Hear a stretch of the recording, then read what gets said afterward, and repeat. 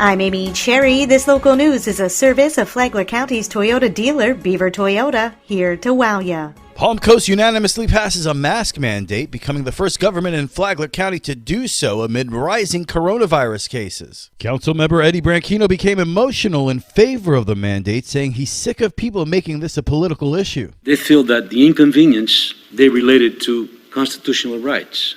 Well, let me tell you about inconvenience. My son passed away less than 2 weeks ago. This kid wears his mask 12 hours a day. So I feel no sympathy for you, with all due respect, for not wanting to wear your mask 1 hour when you go to the supermarket. He came home many times, blisters behind his ears, 12 hours a day. As a nurse, he was wearing his mask. So with all due respect, wear your mask with the same honor and the same respect that my son did for every single one of the people he took care of at the hospital. Councilmember Eddie Branchino's son passed away from a non-COVID-19 related medical complication. The mask mandate carries no penalties after Sheriff Rick Staley had called such mandates unenforceable. Flagler Beach and Bunnell are considering similar mandates at their respective meetings tomorrow. From the WNZF Newsroom, I'm Rich Carroll. Was in the hospital for 97 days. Suffering from COVID-19. Anesthesiologist Dr. Tom Purcell, who retired in Palm Coast, tells WNZF how he came down with a contagious respiratory illness remains a mystery. He was one of the earlier cases. St. Patty's Day, the 17th of March, I started feeling really pretty poorly, and I made a doctor's appointment on the 19th. He said I had the flu, go home and rest, and I wasn't getting any better. So I went back, and that's when they did my first COVID test the following week. They lost the test, or the test wasn't accurate, or whatever. So I drove myself to the emergency room at Advent Hospital in Palm Coast.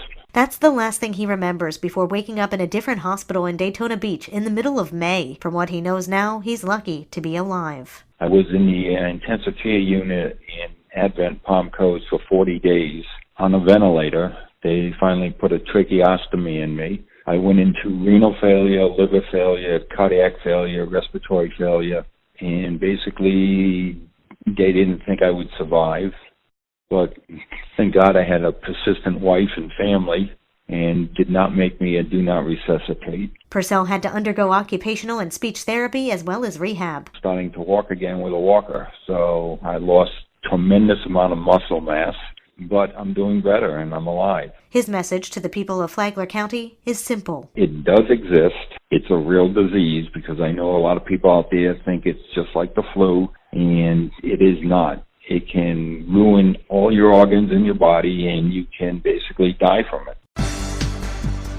With a three-way race on the ballot later this month for the 7th Circuit Public Defender, John Arking continues to profile one of the candidates. When a defendant in a criminal case can't afford a lawyer, the job of defending the accused is the responsibility of the Office of the Public Defender for the 7th Judicial Circuit, which includes Volusia, Flagler, St. Johns, and Putnam counties.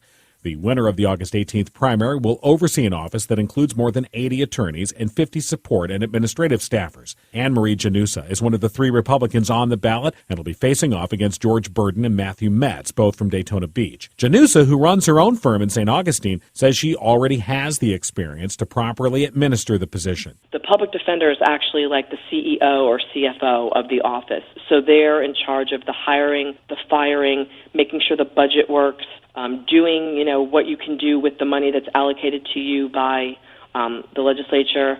And it's really important to have somebody who understands the HR component, human resource component, because it really is running a business. And experience, or the right kind of experience, really matters for this position. As a businesswoman, I can tell you that's pretty much what I've done on a daily basis for the last 21 years. I also, after my law degree, I received a master's certificate in human resource management, because I really believe that if you're going to be the CEO, CFO, or head of an organization, even my law firm, you need to know and be knowledgeable about all the things that affect your business. Because all of the candidates running for the 7th Circuit Public Defender are Republicans, they'll appear on all the ballots August 18th, and thus the contest will be decided in the primary with no need for a general election battle. From the WNZF Newsroom, I'm John Arking.